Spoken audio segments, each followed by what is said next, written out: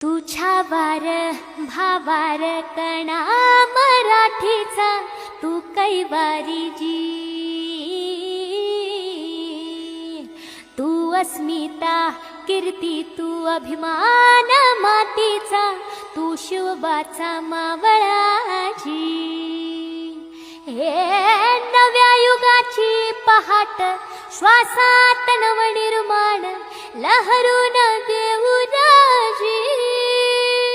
हे नव्या पर्वाची ही वाट संकटांना देऊ मात, भिडवूया झेंडा गगनाशी।